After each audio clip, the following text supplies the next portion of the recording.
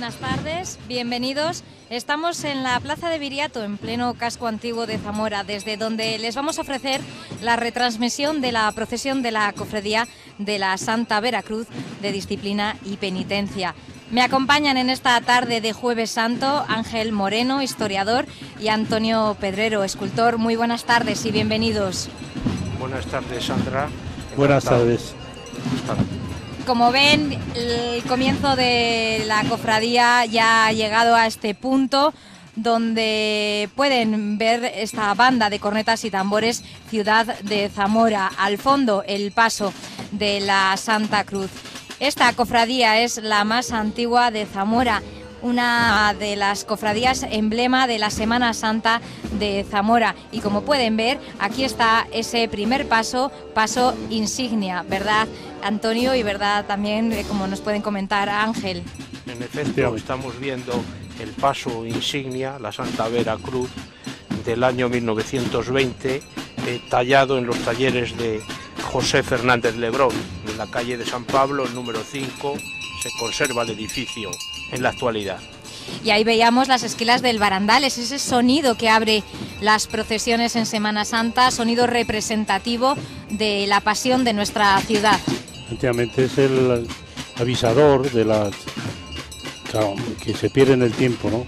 Y es un hombre que tiene una peculiar manera de tocar dos esquilas continuamente, que supone una paliza tremenda para física, ¿no? Pero yo creo que Zamora sin barandales es como un jardín sin flores, ¿no? Y ahí vemos a los cofrades de esta Veracruz, como decíamos, la cofradía más antigua. Tenemos preparado un pequeño vídeo en el que les vamos a desvelar algunos de los detalles de esta cofradía, la más antigua de Zamora. Hoy necesitaba yo la carpeta. La primera sede de la Veracruz se encontraba en el convento de San Francisco, actual sede de la Fundación Hispano-Lusa Rey Afonso Enríquez. La cofradía tenía como principal característica el culto a la cruz y a la pasión de Cristo mediante la práctica pública de la penitencia y disciplina. No hay una fecha exacta de su fundación, pero los primeros documentos que hablan de ella son de 1508. Esta es la capilla que llamamos del deán, capilla de la Veracruz, en que el deán hace para él, para su enterramiento, y que de aquí queda constituida la capilla también a su vez de la Veracruz. Después de absorber en 1519 a la Cofradía de la Pasión, durante décadas compartió dos sedes, el convento de Santo Domingo y el convento de San Francisco. Subía a la ciudad hasta el convento de Santo Domingo, incluso alternaba, había años que era al revés, salía de ahí y volvía, con lo cual cruzaba la ciudad, cruzaba la Plaza Mayor. En la Edad Moderna su actividad se repartía entre la celebración de fiestas religiosas y el ejercicio de la acción caritativa. Durante el 18 varias cofradías se agregaron a la de la Veracruz. La cofradía creció y trasladó su sede a la capilla de San Miguel en la iglesia de San Juan. Entre los siglos XIX y XX la cofradía de la Veracruz vivió varios procesos de decadencia y esplendor.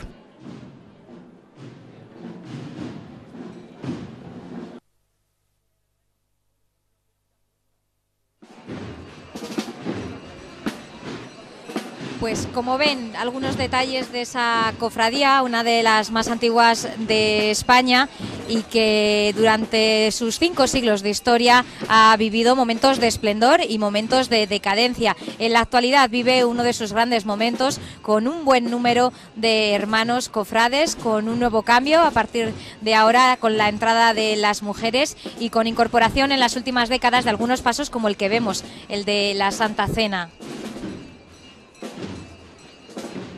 El lavatorio, que es el paso que seguía a la Santa Cruz, es obra de Higinio Vázquez del 2001 y la Santa Cena se incorporó en el 91. Son dos incorporaciones que no sé cómo las valoráis, Antonio, Ángel, como dos aportaciones que han significado algo, que han aportado a esta cofradía. Pues a mí me parece que muchísimo, sobre todo por la iconografía, pero a mí la segunda parte es que es un gran escultor.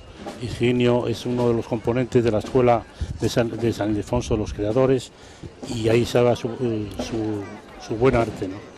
Me parece que han completado con estas y la coronación de espinas dos pasajes del Jueves Santo que eran imprescindibles, junto con la cena, que es una cena ya hecha de otras tres que había, de otras dos.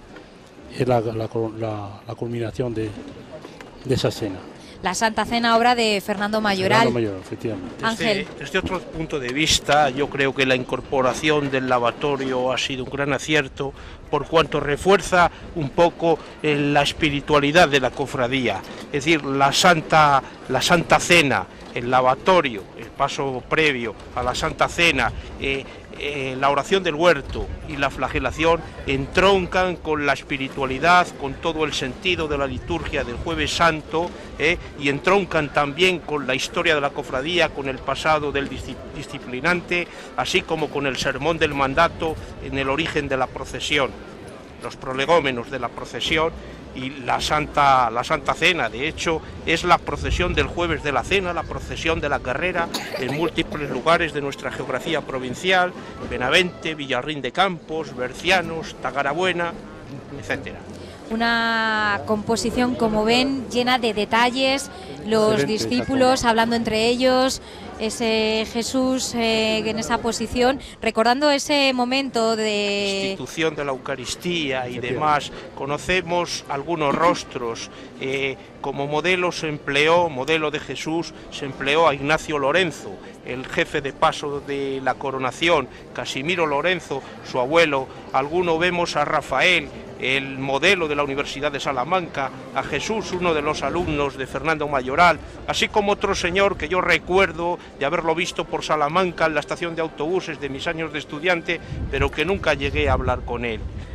Todas esas caras, esos retratos que fue colocando Higinio en esas figuras con ese modelado. No, Mayoral. Mayoral, claro, Fernando. Un paso que fue resultado de un congreso, del primer congreso de cofradías y hermandades que se celebró en 1987. Efectivamente, eso fue la petición unánime de las cofradías por realizar una cena, porque las anteriores de Blas González, que es y de Ricardo II. Y de Ricardo II. Ricardo II, que yo vi por bueno, y la otra también, la primera, que ahora está en el Museo de Semana Santa, en una estructura muy ingenuista, y la de Ricardo II muy modernista, para entonces la época no se admitía, pero hoy está en Toro, pero me parece que sería por la propia cofradía, ¿no? Y mira, qué plano más bonito tiene la Casa de Jesús. Ángel. Eran otros tiempos, los tiempos del primer Congreso Nacional de Cofradías. Recordamos aquella comida del año 1987, cuando yo creo que alguien lanzó la idea, no sé si fue Manuel Riesco, y lo acogió Luis Cid. Luego se convocó aquel concurso de carácter nacional, que quedó desierto el primer premio, pero las instituciones le delegaron en la Junta Pro Semana Santa para encargar el paso y a su vez enlazar con la conmemoración del centenario de Ramón Álvarez. Eran evidentemente otros tiempos donde existía liderazgo en las cofradías, en la propia Junta Pro Semana Santa, en el Ayuntamiento y en la Diputación. Otros tiempos que nada tiene que ver con los tiempos que nos está tocando vivir en torno a la Semana Santa. Tiempos en los que se trabajó mucho por conseguir esa declaración internacional, algo que en aquel momento para Zamora fue muy importante, porque eran 5 las Semanas Santas que tenían esa declaración de carácter internacional. ¿Qué os parece si en este momento, que aquí en Zamora llamamos ese fondo en el que los cargadores descansan, hacen esa parada para poder recuperar fuerzas, les mostramos a nuestros espectadores de Zamora y también de Castilla y León, para quienes estamos retransmitiendo hoy esta procesión de Jueves Santo de la Veracruz, cuáles son las características de las túnicas que están llevando los cofrades, esas túnicas de color morado, morado de Jueves Santo, un día clave y especial para la Semana Santa de Zamora.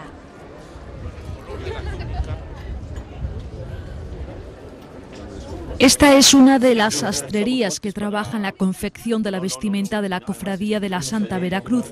En este taller se mide y cortan las telas de terciopelo morado. Terciopelo de algodón. Forramos con un algodón negro tanto la túnica, que va forrada entera, como el caperuz. Lleva un cíngulo amarillo, unos guantes negros, y bueno, y un pañuelo que va bordado con la cruz de la Veracruz.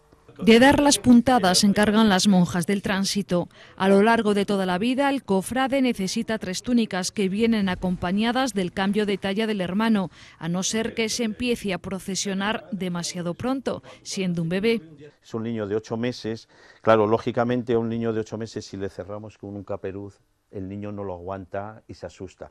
Entonces se le hace una capucha que el niño va viendo perfectamente, pero que va tapado también como los mayores. Durante algún tiempo la Cofradía de la Santa Veracruz permitió a los hermanos el uso de túnicas de raso. En la actualidad todas son de terciopelo, que dan esta uniformidad al desfile.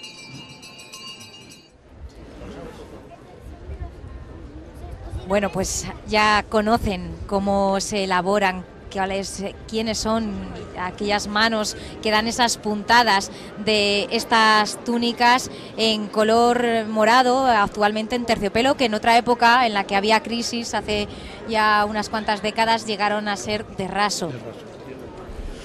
Sí, fueron unos años difíciles, la posguerra y tal, y luego había una merma muchísima de muchos cofrades en esto, hubo muy poca gente. Y quizá la trayectoria siempre había sido el terciopelo, que yo creo que Chano en este caso ha hecho una labor impresionante, el actual presidente por reforzar y reafirmar la cofradía. Un color, el color morado, que es color de Jueves Santo, porque además es el color litúrgico de la Pasión. Es el color litúrgico precisamente de la Pasión, de la Cuaresma. De hecho, la túnica del Nazareno que veremos, penúltimo paso de esta procesión, es ese color. En los años finales del 19, los administradores de la cofradía, las cofradías de la Veracruz y del Santo Entierro, viajaron a Sevilla y se inspiraron en las túnicas sevillanas. Entonces acoplaron justamente lo que había, el color morado, el color litúrgico del Jueves Santo entonces para la Veracruz, y el color negro, el color de Viernes Santo y de los funerales para la de Santo Entierro. Esa es un poco la explicación y la razón de ser. Como ven, son muchos los cambios que ha tenido esta cofradía, son 5 siglos de historia, y el paso del tiempo le ha llevado a evolucionar de esos primeros momentos en los que los cofrades se flagelaban por ser una cofradía de disciplina y penitencia, a otros tiempos como los actuales en los que se procesiona y se desfila de otra manera distinta. Efectivamente, eran los tiempos de la disciplina, el carácter de estas cofradías. Todas nacen como cofradías devocionales, como cofradías de culto, pues para fomentar un poco la práctica sacramental, en este caso la penitencia. De hecho, esta cofradía se subtitula de penitencia por la disciplina, el derramar humana sangre, cuando se iban azotando, flagelando en Jueves Santo, en memoria, en remembranza de lo que sufrió nuestro Señor Jesucristo en su pasión y su cruz. Como digo, es un poco ese pasado de disciplinante que se vio cortado por los gobernantes ilustrados. Aquí en concreto, en 1767, fue el obispo Antonio Jorge y Galván el que suprimió la práctica de la disciplina en esta cofradía y en todas las de disciplina, como podría ser también en ese momento la cofradía de las Angustias. Se suprimió esa práctica puesto que los tiempos habían cambiado, habían evolucionado y había degenerado un poco la propia práctica de la disciplina. En fin, sobre esto hay ya muchos estudios y podemos afirmar lo que estoy comentando ahora mismo.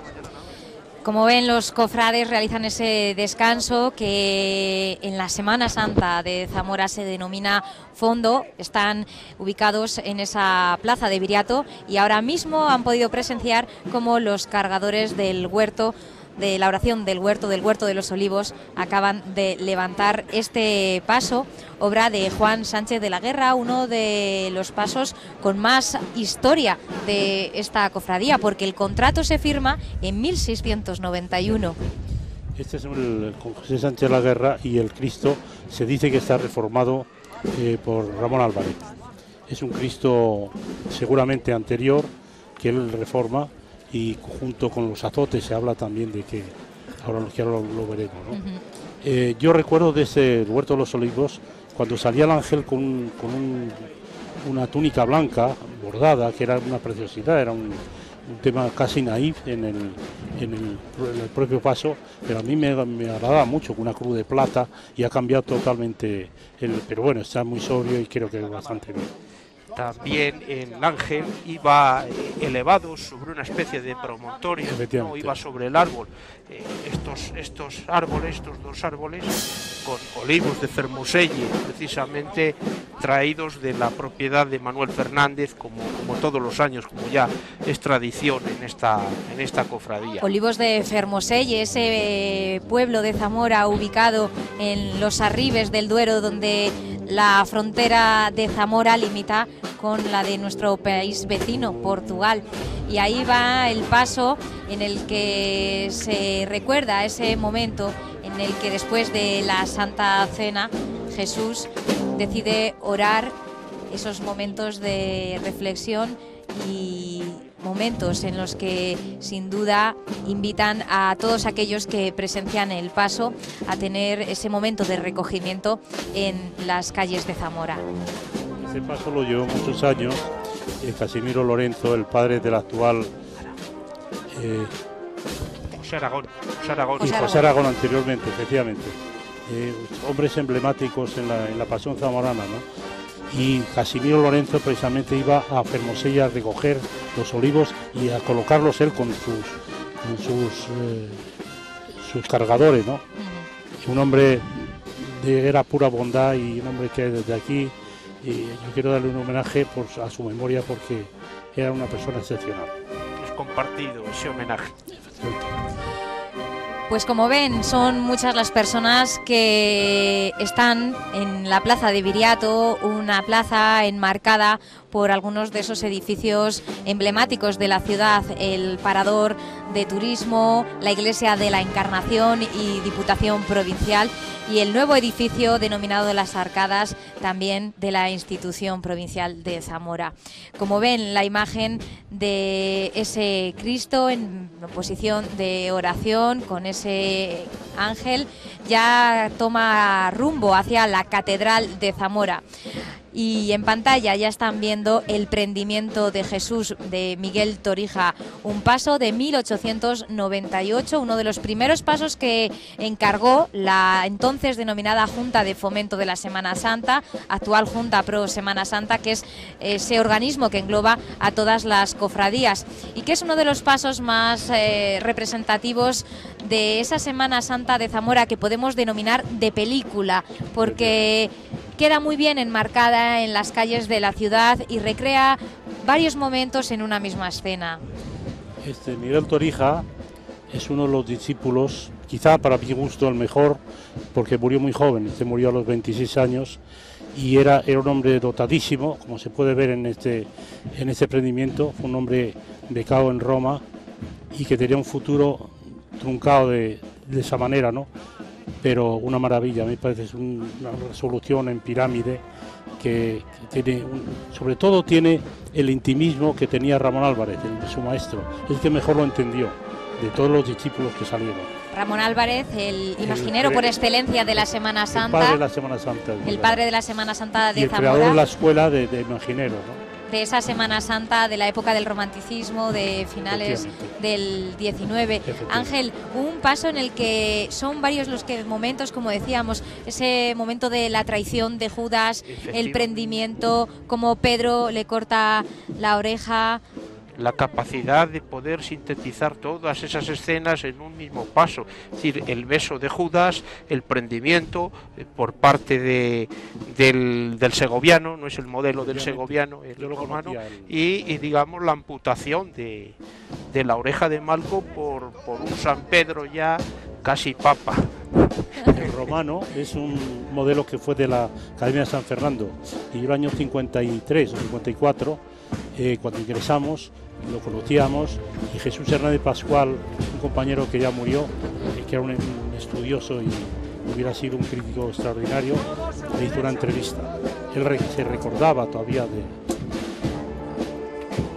la colaboración que tuvo con Torijas. Un paso que tiene también, además de esa composición, tiene también una especial forma de estructurar las figuras, porque se puede ver desde cualquier punto. La perspectiva es diferente desde cualquier punto donde se pueda ver y como ven son muchos los que aprecian los detalles de este paso, acompañado por lo que decimos la banda sonora de Zamora, marchas que sin duda sin ellas no sería igual la Semana de Pasión, las procesiones en Zamora. Hombre, esta cofradía tiene un patrimonio musical pues muy notable, muy notable. Hay que decir que las bandas que la vienen acompañando son la primera, la banda de Alba de Tormes, la segunda, la banda de Nacor Blanco, que lleva el nombre del penúltimo director de la banda del Patronato de Fomento Musical, la banda de Olmedo, que yo creo que es la que hemos visto, y veremos a continuación la banda de Toro, la de la Lira,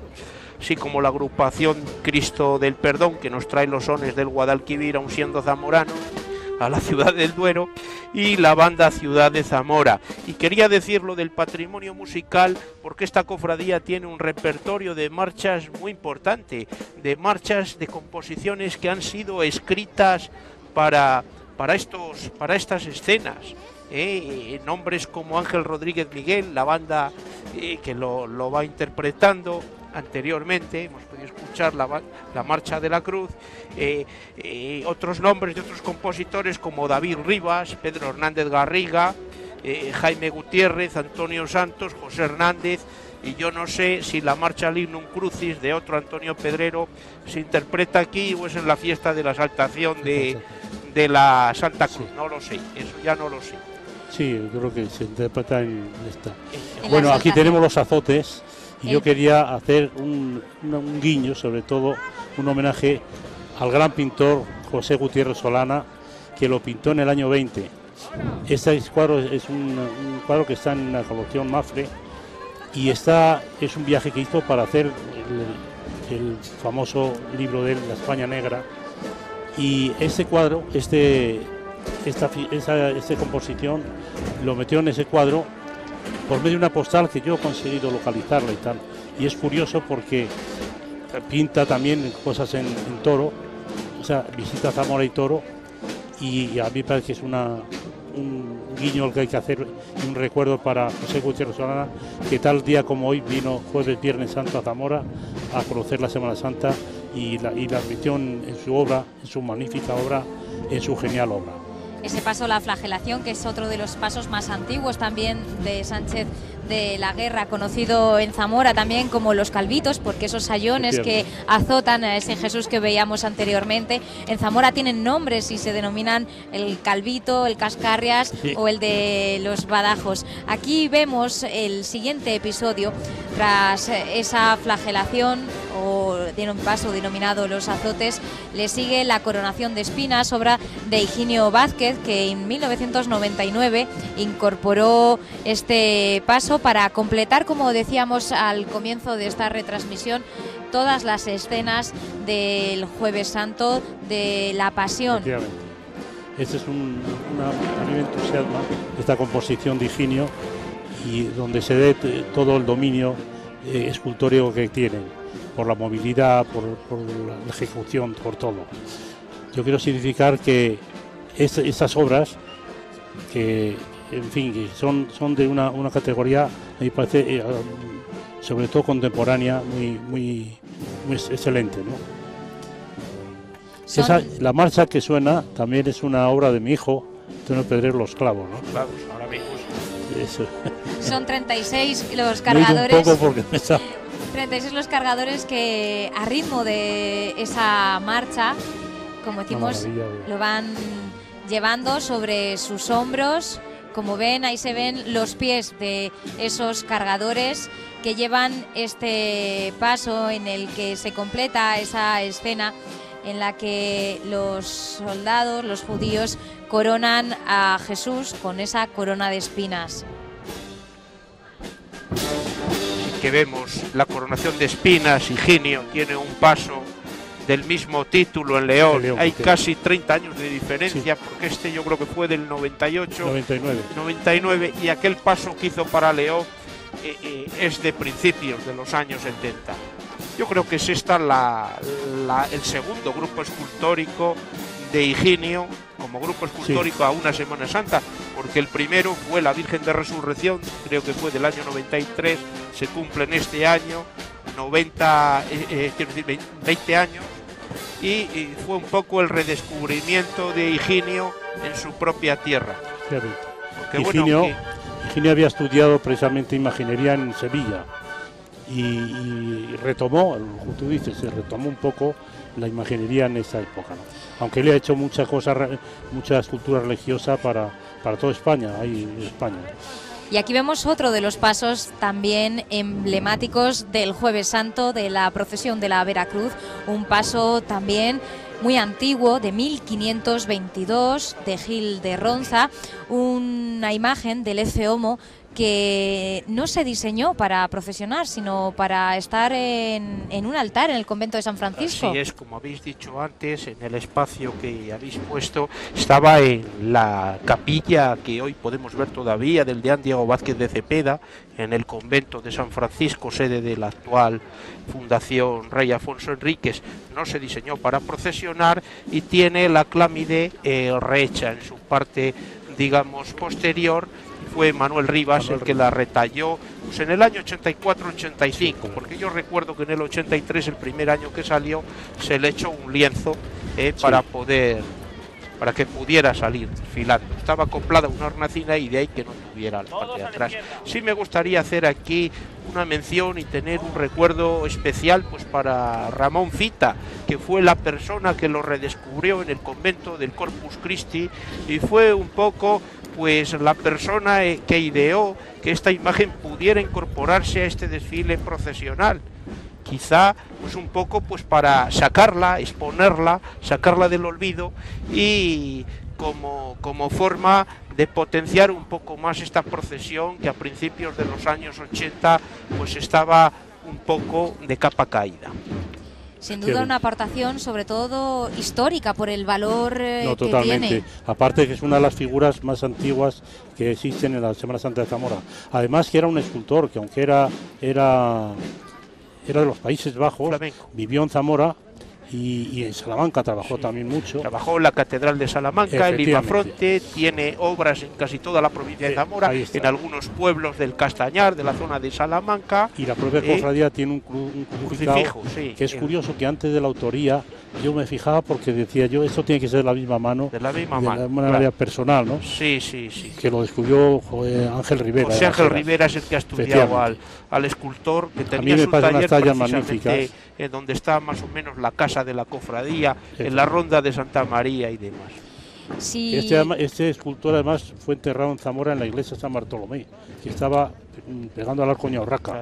Hoy está desaparecida. Es la zona. Efectivamente. La iglesia de San Bartolomé, que ya que la mencionas, quiero decir que la devoción a San Vicente Ferrer, al que declaran como fundador de la Cofradía de Angustias, comienza ahí en la segunda mitad del siglo XVI. La devoción de San Vicente Ferrer se introduce en Castilla por Felipe II, un poco que redescubre sus reliquias, las pide a Francia donde estaba y ya se populariza mucho más en el XVII, en Castilla, que en Aragón, en Valencia y Cataluña, pues sí, era muy anterior. Si antes hablábamos de Ramón Álvarez, ese imaginero zamorano que tanto aportó a la Semana Santa por crear esa escuela y sobre todo formar los pasos, dar forma a los pasos que son la esencia de la pasión de esa revolución de la Semana Santa de la burguesía del 19, esos pasos en los que las escenas son escenas vivas. Uno de sus discípulos, Ramón Núñez, en 1926 terminó este paso denominado La Sentencia. Un paso con una estética cinematográfica que a mí me recuerda a esas películas de Hollywood que estos días vuelven otra vez a las pantallas como Espartaco o Quo Vadis. Sí, efectivamente, pero es un paso ejecutado de maravilla. A mí me parece que es un hombre muy romanista, una formación muy clásica, pero correctísima, y se ve las manos de un maestro por encima de todo. Esta composición efectivamente resulta quizá un tanto fría, pero a mí me parece espectacular, vamos. El Cristo me parece una figura que por sí sola merecería un paso aislado, ¿no? Me parece que es una figura de una nobleza y de una serenidad impresionante, religiosa, ¿no? Un paso que recuerda esa escena en la que Pilato se lava las manos y, como lo vemos en pantalla, ese soldado romano le señala y junto al Sanedrín Pilatos decide lavarse las manos ante la condena a Jesús. Hay tres momentos. El romano, que está señalando a Cristo como ese homo, he aquí el hombre, y tenéis al hombre, al rey de los judíos, con su clámide, su caña, coronado de espinas, ya azotado y flagelado. Tenéis al miembro de Sanedrín que está señalándole, liberando, está un poco apuntando hacia Barrabás, aunque no está en la escena, es decir, preferimos que sueltes a Barrabás, y tienes a Pilatos que firma la sentencia lavándose las manos en la jofaina que le pone el esclavo egipcio. Este escultor, Ramón Núñez, es el autor de un busto que hizo cuando el centenario del nacimiento de Ramón Álvarez en su casa, y el único busto que existe sobre Ramón Álvarez, que lo hizo de memoria, pero él era discípulo, conocía muy bien, ¿no? Y es un hombre, claro, extraordinario. A mí me gusta mucho como... Hay que decir que siempre estuvo muy agradecido a su maestro, a la formación que recibió en Zamora, y siempre se distinguió por eso, por responder siempre a cualquier llamada que en relación con su maestro o cualquier cofradía de Semana Santa le hicieran. Este señor Ramón Núñez muere en Madrid en el año 1937. Vamos. Tiene obra, como sabéis, en la fachada de la Universidad de Santiago. Allí tiene por lo menos 4 figuras. Luego tiene también el Sagrado Corazón de Jesús, que corona la torre de la Catedral de Valladolid. Y fue profesor en Valladolid de la Escuela de Artes y Oficios, fue director. Y bueno, y a la vez, que es quizá la cadena, como se sucede, a la vez es el maestro de Baltasar Lobo, ¿no? Un hombre que lo descubre. Y hay unas cartas muy bonitas sobre las primeras cosas de Baltasar Lobo, donde él lo apoya constantemente. Tiene también una calle en Valladolid que está allí cerca, es una boca calle de la Plaza Cantarranas. Es una calle muy cortita, pero está dedicada a él, porque dejó también muy buena huella en la Escuela de Artes y Oficios de Valladolid, de donde fue muchísimos años director. Acompañando al paso de la sentencia y previo a la llegada de Jesús Nazareno, veíamos y escuchábamos a la banda del Santísimo Cristo del Perdón, una banda de cornetas y tambores que en Zamora tiene un especial protagonismo en esta Semana Santa de 2013, porque después de una década sin presencia en las procesiones de nuestra ciudad, ha vuelto a la escena, a la calle. Tendría que haber desfilado el Domingo de Ramos con la borriquita acompañando a la Cofradía de Jesús en su entrada triunfal en Jerusalén, pero la lluvia obligó a suspender ese desfile. Y la verdad que vimos muchas caras de tristeza, así que me imagino que para ellos hoy será un día muy especial, y para muchos que lo estaban esperando ver a esta banda ya en las calles de Zamora. En pantalla ya están viendo al Jesús Nazareno de la Veracruz, una obra del siglo XVII, desconocemos su autor. Sí, y ha tenido también muchos cambios este paso a lo largo de los siglos. Pues podemos imaginar pues una escultura como esta, que Navarro Talegón pues ha datado entre el siglo XVI a caballo, siglo XVI-XVII. Podemos imaginar una figura con una corona de espinas tallada, como la que tiene el Nazareno de San Frontis, que como veis ahora la lleva postiza. Las manos tampoco son las que corresponden al modelo original. Sí, esto ha tenido muchas reformas, ¿no? Y muchas restauraciones, porque Incluso creo que el cuerpo fue ampliado, era más pequeño. Y la cruz era la de escopeta, que a mí me hace mucha gracia porque es mucho más pequeña que esta. Esta es una cruz más normal con la figura, ¿no? Pero entonces era una cruz pequeñita. Era muy pequeñita precisamente para poderlo adecuar al altar, al mueble en donde estaba. Tenía capilla en la capilla San Miguel, que existió delante de la fachada de la iglesia de San Juan. Esa iglesia. El altar donde estaba también la Dolorosa, y estaba la estatua de San Miguel, la escultura de San Miguel Arcángel también. Esa iglesia, y luego se ha hecho una capilla interior en la iglesia de San Juan. Esa iglesia de San Juan, ubicada junto a la Plaza Mayor de Zamora, que durante algunas décadas, como era la sede y es la sede de la Veracruz, los pasos no entraban y se ubicaban en algunos locales de la conocida calle de los Herreros en Zamora, y cuando llegaban las fechas previas a la Semana Santa, los judíos de la flagelación, me contaba el presidente de la Veracruz, los llevaban, y entonces de ahí ese refrán de velos vienen, velos van. No solo en la calle de los Herreros, en el local que cedió Mercedes Méndez, sino también en la iglesia de San Andrés.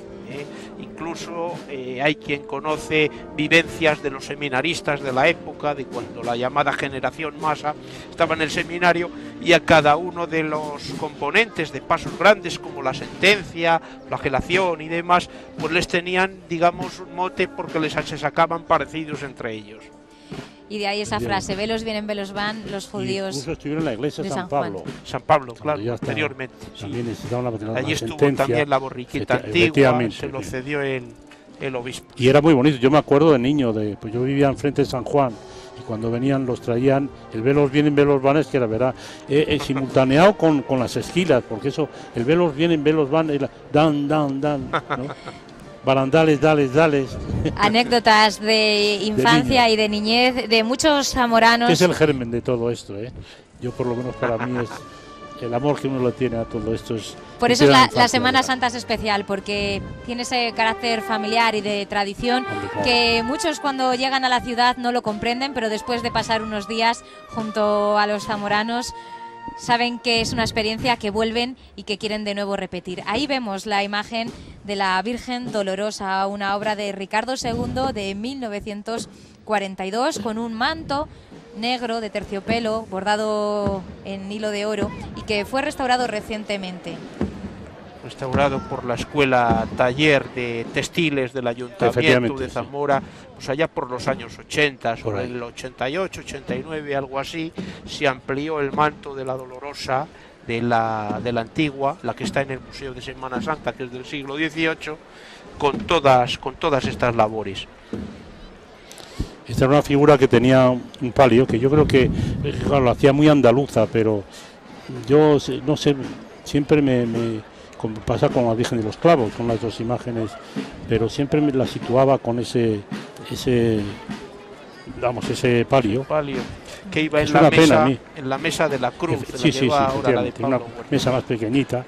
Bueno, otro asunto son las mesas a la zamorana, como yo digo, que son de unos artistas fenomenales, que es una generación que han ido sumándose, y desde el González Simo, el Chepa, pero había Maillo, en fin, Julián Román, Alito, que ha sido quizá el maestro último de toda esta generación, que ahora mismo se personifica en un joven, que es José Antonio Pérez, un tallista extraordinario, autor de muchísimas mesas en la Semana Santa de Zamorana.